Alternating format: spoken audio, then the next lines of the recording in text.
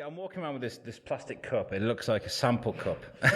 It's sugar-free syrup. Right. Because I'm starting off a podcast talking about keto again. But I drink sugar in my coffee. I've gone to keto, and it was making me so miserable not having sugar in my coffee. And this is vanilla syrup that I found that was sugar-free, and so I'm carrying this pot around with me. There's stuff that's It's right. These headphones are all tangled up. Right. Are we live? We are live. We're recording now. That's all we live. I often just hit record so we can get a bit of what's going on. Okay, so thank you very much for joining us on the Shrewsbury Biscuit today, Marianne. And you are from the Friends from the Flaxmill, right? Yes, Friends of the Flaxmill Maltings. Yeah. It's odd because the building is known by people as the Flaxmill or the Maltings, but never both. But what we're trying to do is to combine the two phases of the history and be partner of the third phase in its future. Yeah, it's really interesting what's been going on at the Flaxmill. We've had Alex Vladimir on a while ago, and that was when they were doing the... what was it called? It was like a thing they had going on, like the lights. All the people in the windows. It was a bootleggers event. That's it. That's right. Yes, I covered it, so I should know what it's called, but I forgot. I'm one of those moments this morning. I wasn't even there, and I know it. Yeah.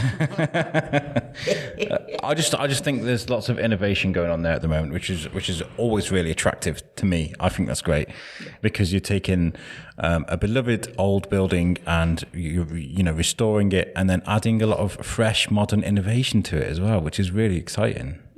Yeah, and in fact, when the building was first built, that was incredibly innovative because it was, as probably all of your listeners will know, it was the first building to be built with an iron frame. That made it fireproof, which was essential because John Marshall, the guy who was behind it from Leeds, he just had a flax mill going up in flames. So he got together with the Benyon brothers, local lads from Shrewsbury, with William Hazeldine and Charles Bage, again, all local people, because Hazeldine had his foundry in Colham, and they created what is still standing today. So since 1797 up to now, it's been a good innings, and we would have nearly lost it because of the lack of maintenance. So. And that's a remarkable thing, isn't it? The fact that it was abandoned for so long, it was just left to just fall apart, and it's still standing. Like that's a testament to how well it was built, I suppose. Yeah, absolutely. Yeah, it was abandoned in 1987 when the Maltings moved out.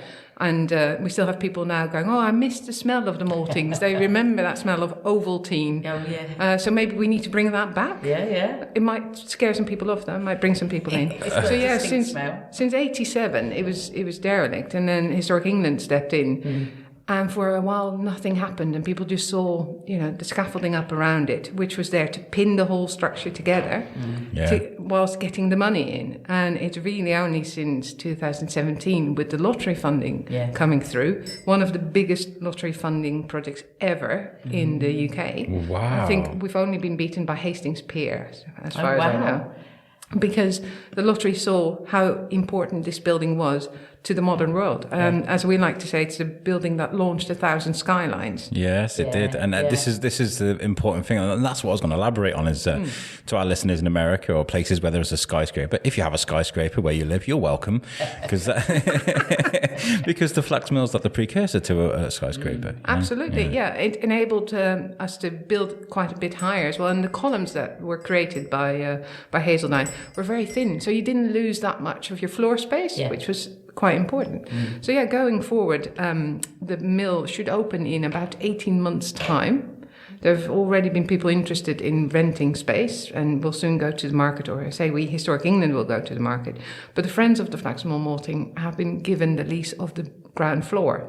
Okay. So that means that when you come to visit in 18 months' time, you'll get a decent cup of coffee, which is hard to come by at the moment.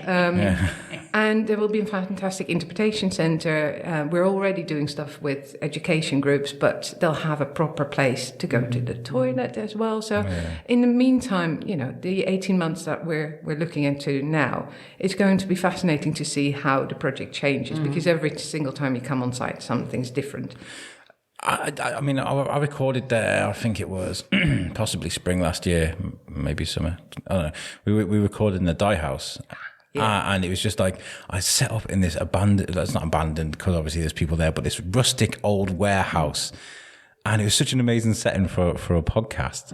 There's pictures there of like this, like, you know, modern age kit sat in this like really old warehouse, and it just looks amazing, you know. So yeah, it's really good. We love the Dye House. It's so incredibly atmospheric, and that's where we host a few of our larger events. We're hoping to still be able to do the Family Fun Day this year, which is incredibly popular, and we had about 700 people attend. You're more than welcome to come and set up your kit again if we we're down for like recording anywhere.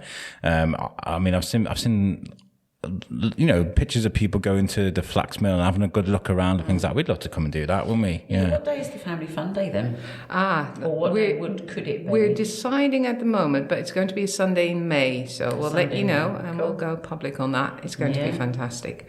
And of course, we had 1,100 people through for Heritage Open Days coming for tours around the mill, because we're not always able to show people the inside. But we now have a virtual tour available so that we can show people what it looks like inside, so that you get a bit of an idea. But there's plenty to see around side. So at the moment, we're open on Saturdays only. From April, we're back open Friday, Saturday, Sunday.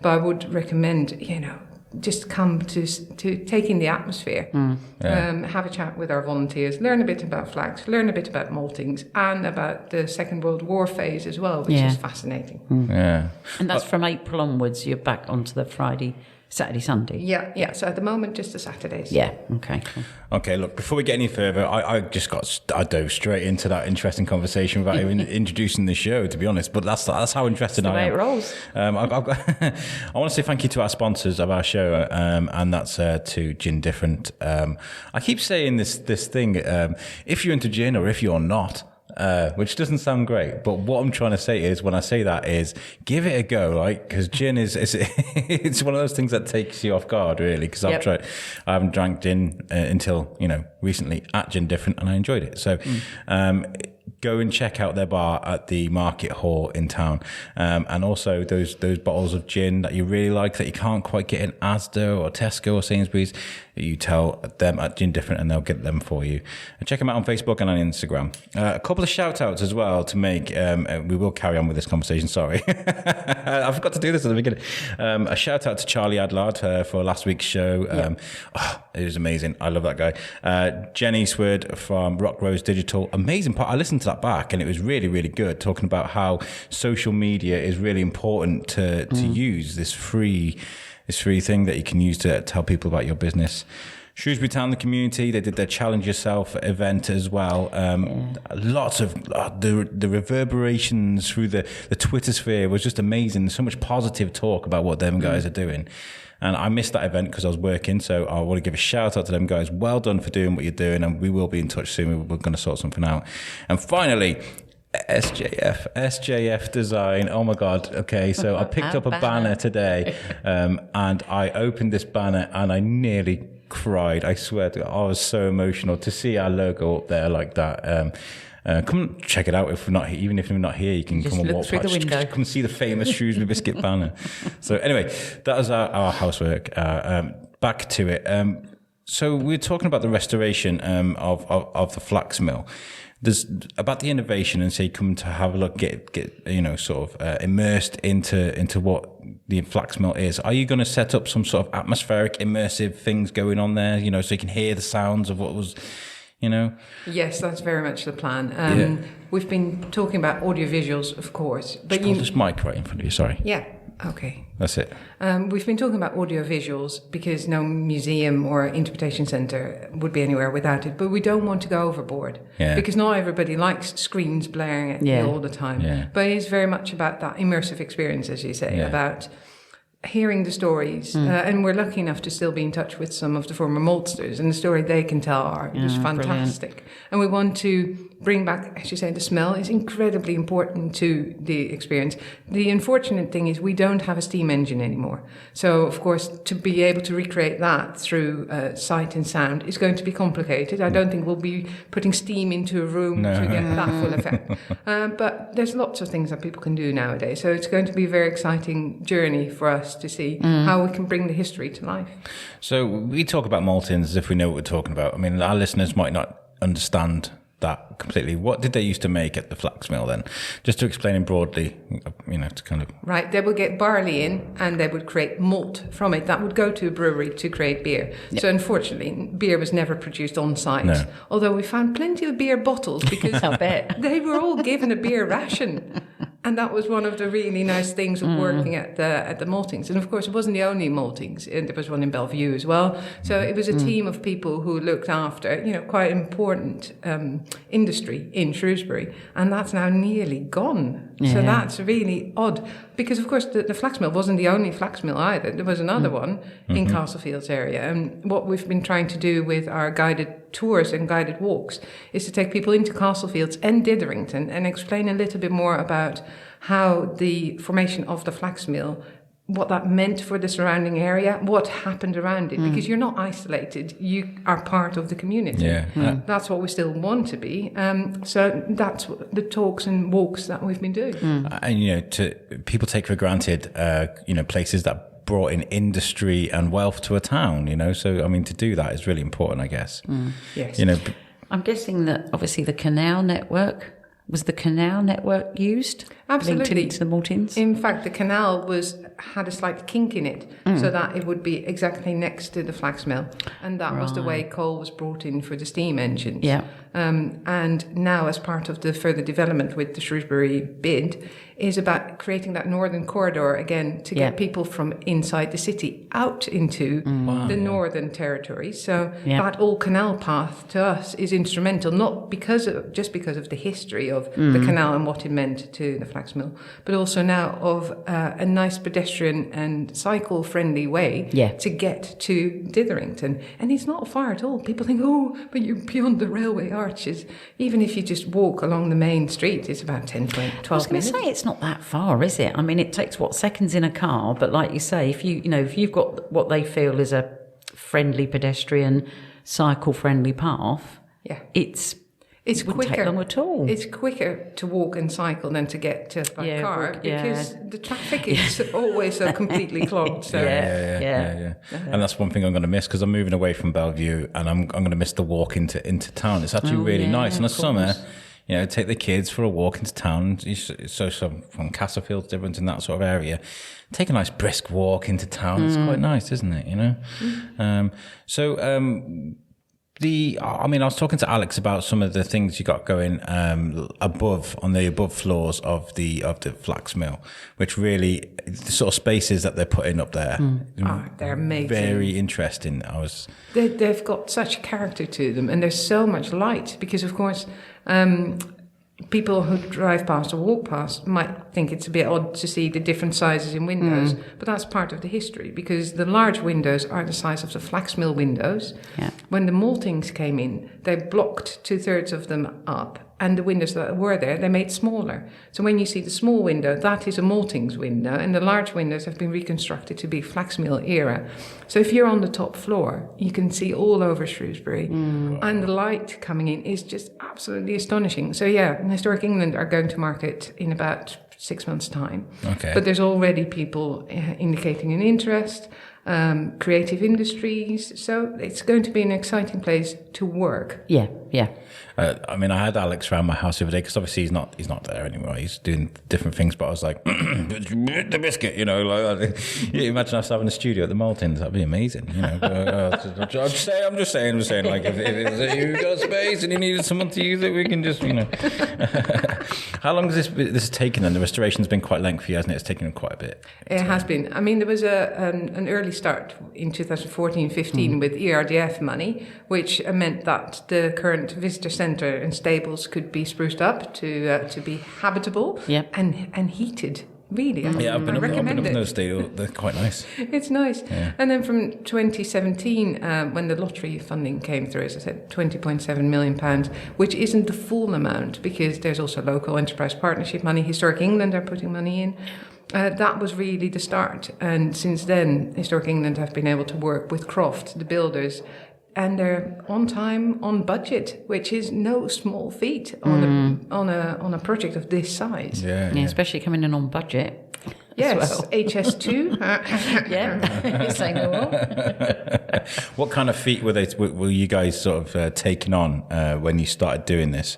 Because obviously, how badly damaged was the building at the beginning? Well, Historic England will tell you that I think it came very, very close to being lost because we talk about the iron frame, which is fascinating, but the iron beams actually were in the wall, anchored on wood.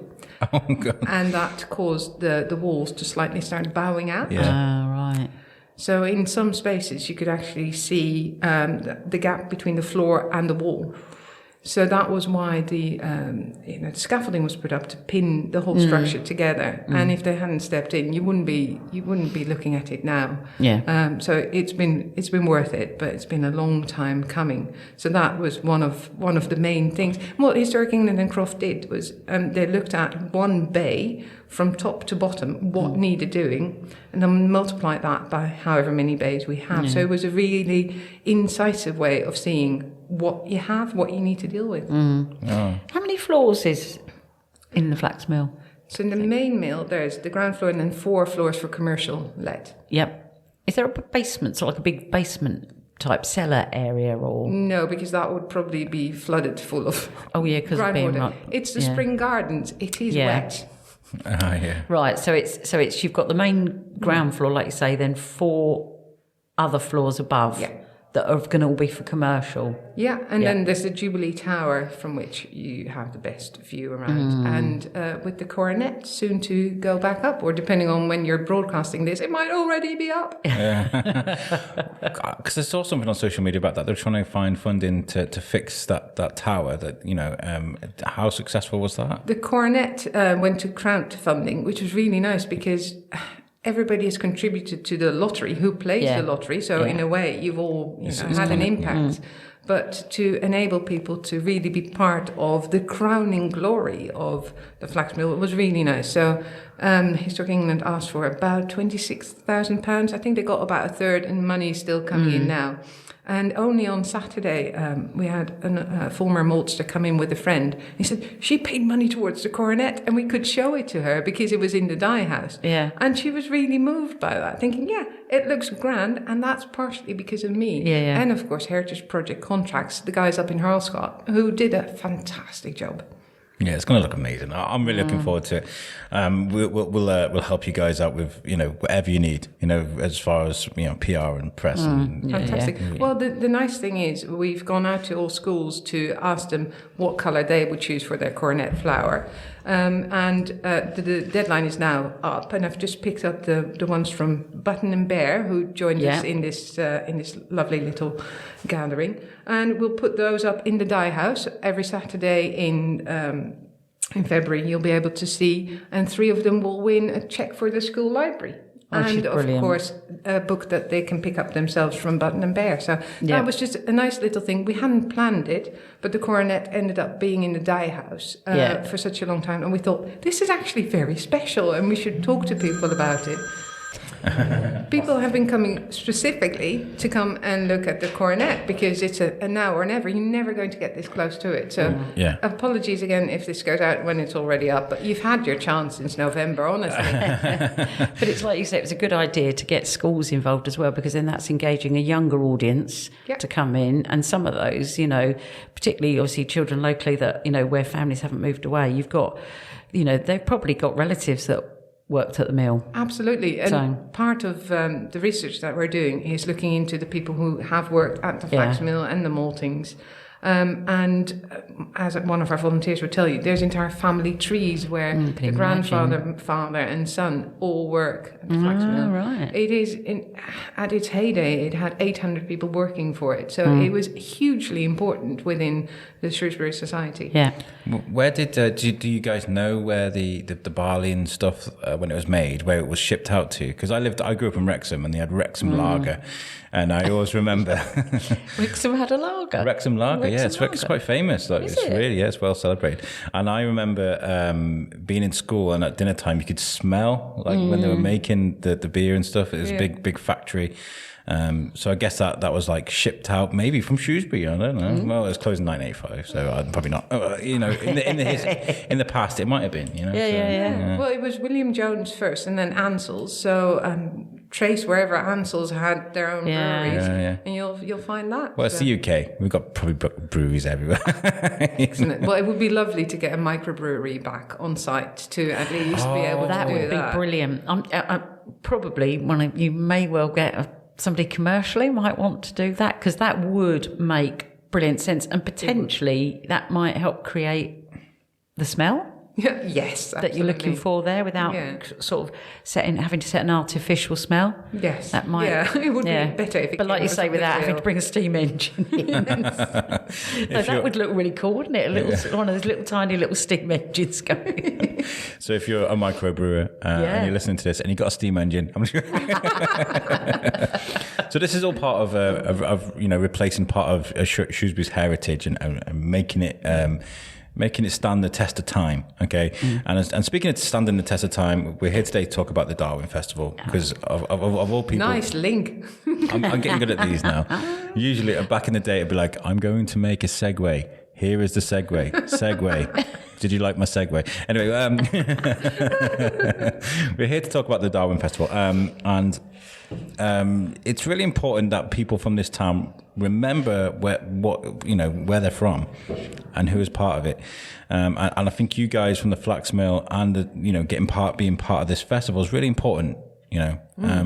So what are you guys planning for the festival? And I know, but I need to let the listeners know. So we're reading it as well out of the brochures that are now available and dotted around town. Yeah, we've got a lot. Yeah, it's about the sense of identity, isn't it? People feel a sense of pride that they're from a town where the first iron frame building is from and where Darwin is from. So it made sense for us to be connected, and because we have a very, very active Heritage Stitches group, I got in touch with our volunteers there and said, what would you like to do? Can you find anything that links us to Darwin? And I think there are links. I'm going to a talk which is in this program about actually Darwin and Erasmus Darwin, and I think he had a link with William Hazeldine. Shrewsbury wasn't that large, so if you look close enough, everybody probably knew everyone. So what we're doing is a textile workshop run by Wendy Riddick on Valentine's Day, where you can make your own linen card, a Valentine's card, and she's called it Kissing Linen Beaks. I love that name. Because of the beaks that Darwin studied. So that is our link. I love Wendy Riddick. We've had her on the show before. Yeah, she's amazing. She did the needle art thing. Excuse me. Didn't that look fantastic? It was amazing. We recorded some audio with her at the.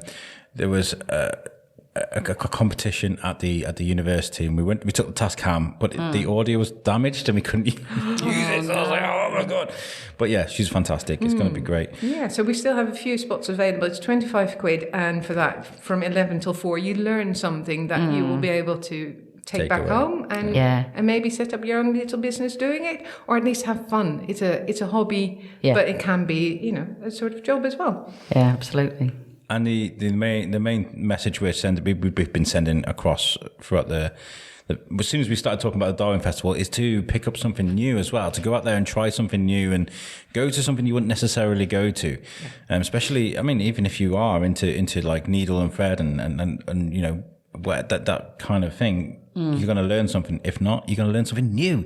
Yeah. So it's really important that you just try doing some of these things. Is there any of the events that you're looking forward to as well as this? Because there's lots going on, isn't there? There's so much going on. As I said, I'm going to that talk about the Darwins of Shrewsbury by Andrew Patterson, which sounds fantastically interesting. And I was really gutted to see that the tours of Darwin's Garden are already gone. So that they were snapped up. But you see how interested people are in just not learning something new, but seeing something new. And especially those spaces where you don't usually get to go. There's such a hunger for it. And it's really nice to see that everybody's buying into it. Hello. I was just to say, I saw a dog walk past. Yeah, he was like, all right, Biscuit, how's it going? It's like you said, with already how many are sold out. Yeah. So I think you said earlier, didn't you? The guided tour, Darwin's Childhood Garden sold out. Not surprisingly, the Shrewsbury School Darwin collection tours. Absolutely. Especially with that, like, that one behind the scene to look at those original, sort of like the first edition copies. So that, I'm not surprised at all that that's gone. I don't know if I booked that, so I might have to get in touch with them and be like, is it press places left?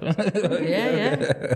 Going in for a different purpose? Look, I mean, what I did is what you guys should be doing now is go to www.originalshrewsbury.co.uk, and there's a link there for the Darwin Festival. You could go an Eventbrite like I did, but the tickets aren't centralized. So if you go to Original Shrewsbury and look on that link, there will be a link for every event. You click on that, you can get your tickets. Most of it's free. This event that Marianne's talking about isn't free, but it's worth it. It's worth going and trying something new. But so much of it is free, and that's the most important thing. Is like, we are sharing information with the locals about where you live, and that's how popular it's been. And I bet the organisers are kind of blown away by the response. Absolutely. This is the half-term week as well, isn't it? Yes. Yeah, so obviously perfectly timed, like you say, to get children involved in the different crafts. There's some really nice workshops in there as well. Yeah. Yep. Yeah. There's a lot of hands. Well, what I see as hands-on things. Yes. Is the most important thing. Well, that's a really nice way to learn, rather than sitting and listening. It's not everybody's cup of tea. Somebody wants to get involved. Yeah, exactly. Yeah. And this is what I said. I mean, last year they did this. They got the Cafe Scientific, which we're going to get. We're going to be speaking about in a couple of days. I don't even know I'm going to release these shows. We're going to do one a day, but you're going to have to. We're going to have to. Right? Yeah, we're going to have to. That is something that I tried last year. They did the sidebar things, and it blew me away. I didn't think I'd enjoy it, but I really did. What else is going on at the Flaxmill after the Darwin Festival? What comes after the Darwin Festival? Right. Well, we've talked about the Family Fun Day. Yes.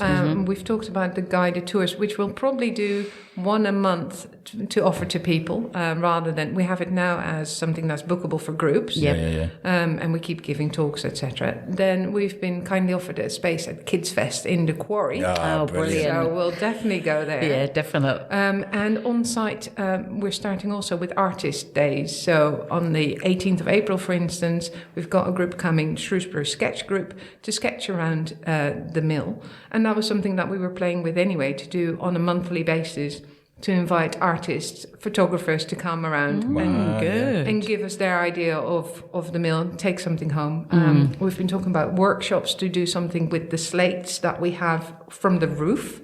So to print your own photo on the slate. Brilliant idea. Oh, excellent. There's a lot. We need to be a bit careful. So last year, for instance, we did theatre. We can't do something of that size this time because there's a lot of work going around with trenches being dug up this year. But what we'd like to do is trial a few things and see what works. So for our programming in 2021, when we open, that there will be fully flexed events program. And we'll hopefully be able to do another open day where we can take people through the mill. But we need to see how all the works go. Croft have been amazing in allowing us access on occasion. And as I said, we've had 1,500 people on tours last year to go inside, and that was That's only a lot, isn't on it? 3 days. 1,500 in 3 days? Yeah. Wow. So you can see the appetite is there, and we're very keen to, if we can't get people in, to at least talk to people about the stuff that's going on, about the work that's happening, the expertise, the archaeological finds. I mean, there's fantastic stuff coming up in the press by Historic England, so keep your eyes peeled. I was going to say, that was one of the questions I was going to ask you, actually. So that's quite handy that you just mentioned that about archaeological finds. So has there been, if you can say, has there been anything that's... Well, apart from all the beer bottles. Yeah, that's probably an expectation, isn't it? But we did a really interesting archaeological... you think of archaeological digs going underground, but in fact, one of the most fascinating archaeological finds was going behind the paint in the Crossmill, where we found World War II graffiti. Wow. And that's been documented, and we're just working up on the report of that. And we're hoping to work together with the Regimental Museum or the Museum of the Shropshire Soldier to see who was stationed at the mill during the World War II. Yeah. We've got fantastic aerial photographs showing the trenches that they dug to practice in. Yeah. So it's bringing about that part of the history. And some of the graffiti. We've got dog fights, 2 planes. We've got caricatures. We've got names and numbers. Wow. So that was really, really interesting. Yeah. So, I mean, forgive my ignorance, but so the Flaxmill was used as like a barracks, was it? Or a training camp in World War II? It was an infantry training centre in World War II. And some people remember that still. It was the KSLI and the Durham Light Infantry. They had people stationed there. Yeah. So it was instrumental in that way. And they called it the Rat Hotel, which gives you an idea of how happy they were to be there. I did see something. The base of a chimney that was found. Was that? Did they know that was there, or was it just a find? It was in a photograph of a family who used to live nearby, and it was on old maps as well. So there was the idea. I mean, if you have steam engines, you need to have somewhere to let that steam go. Yes. So yes, they knew it was going to be there, but it was really nice to have that documentary find of the photograph as well as the maps to bring that together. And in fact, that's going to be on the East Terrace, and it will always be recognisable as such where the foot of that chimney was, and maybe something more interesting will be done with it. That's still in the early days. It looks. Sorry, go on. Go on. No. I've just interrupted you once. I'm not doing it again. I'm sorry. Go on. You can interrupt me. I don't know. In terms of, because you're talking about obviously the East Terrace, the outside space. So what are there, if you can say at this stage, are there plans for that sort of like outside space? Because I know when you come past, don't you, on the main road, just before you get to the sort of like the takeaways, there's all that big space out there. Yeah. What plans are afoot for that? Well, just outside the mill, there will be the terrace for this fantastic cafe that I've been talking about, where you'll come to have your coffee and your bottled beer for now. Oh dear. And there will be a little bit more space, probably for just outside activities. We've got quite a bit of space within the building hold. So if we're talking about an occasional festival or fair, that's going to be on the inside of it, enveloped. And the land you're talking about, which is currently our car park, will be builder's compound for the next few while. And then it is set to be housing. Because there were always houses along the canal. You can see it in old maps. And because of the, as it's called, restoration, the conservation deficit of the site, how much money it needs, part of the further development is to build 120 very, very good housing. So we're talking again about that innovative spiel. And that's what Historic England are looking at. I hope they make something that kind of blends into the environment and not some flash. You don't want the big new builds, do you? Yeah, the big flashy modern buildings. I don't know. I mean, I think it'd be nice just to blend in with the, that'd be quite cool. It will be that for sure. And of course, you'll still be able to see the Flaxmill and the important roof line, because that's what indicates where you are and where you need to come. So that will be, it will be a fantastic site for years to come, because we're talking about the main mill and kiln now as part of this project. There's still the warehouse, the dye house, which you've talked about, which is fantastic the way it is, but it could do with not having a leaking roof, to be honest. Yeah, just propping it up, There's no money for that at the moment, but when you're talking about skills development and heritage skills, the warehouse, the dye house, the apprentice house, and the crossmill are fantastic buildings to help people learn about heritage skills. And that's what Historic England have been doing throughout, with help from the Andrew Lloyd Webber Foundation. Extra money to give people training on heritage skills. So we had this week roofing pre-1919, and there were about 12 people on that. And they gave them away just buzzing, because they'd learned something on a site where you can see it in action. Fantastic. I hope because if you go to the Black Country Museum or you go to Bliss Hill or something like that, there's always a buzz, especially in the summer. It's just people everywhere. They love just doing that. I love taking my kid to Bliss Hill.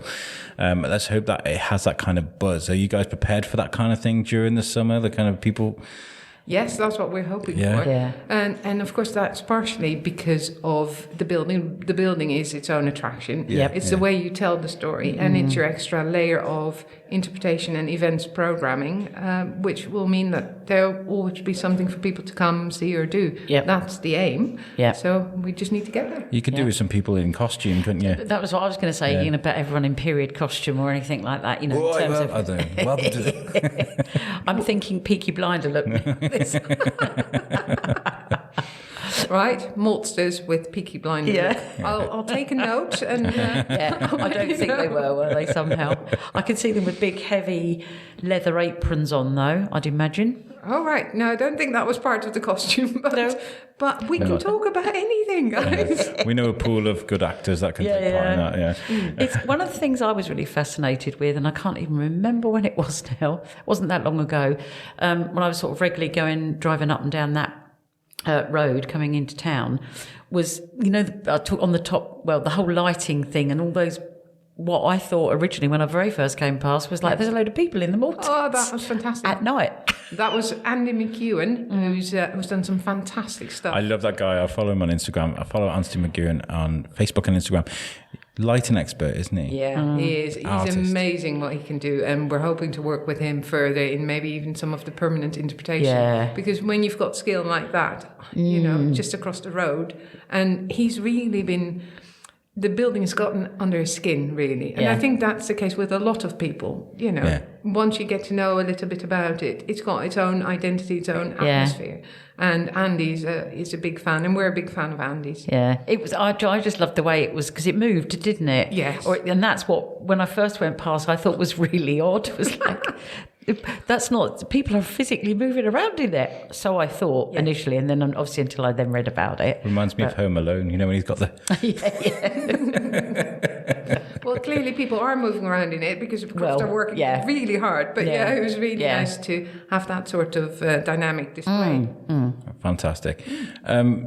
Thank you for coming and sitting with us. This has been great. I love learning about things like this. And like I said, we'd love to come around and we can take this microphone anywhere. We can record there. We can take some pictures. And there's plans to start doing like live episodes. We can do stuff like that. Like that'd be amazing from the Flaxmill. Keep us posted. Anything to start promoting it as soon as especially as it starts getting closer and closer to D-Day, opening day.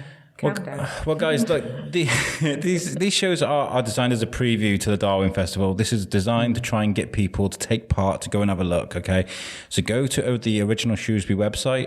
It's www.originalshrewsbury.co.uk. Click on their Darwin Festival link, and there's all the events there with all the links to the ticketing services that they've got there. Or you can go on Eventbrite, check Facebook, just get involved. There's something for everybody in this festival. It runs from the 9th to there's a finger right in front of me. The Fringe carries on until... I was going to say, you've got the Fringe going on as well, haven't you? So the Fringe is right up till the 9th. I'm just trying to think in terms of like when half term... 19th of February. The actual Darwin Festival is the week before half term. The Fringe events carry on into half term. Yeah. So that's when you get all the fuzzy beats and these things that you can take part in. Well, it starts on the 7th, doesn't it, with the whole Young Thinkers competition. Young Thinkers, we want to try and get to that. But get involved, try something new, do some learning, get around the town, get on some of the tours if there's any spaces left for anything that's going on. But take part in what's going on.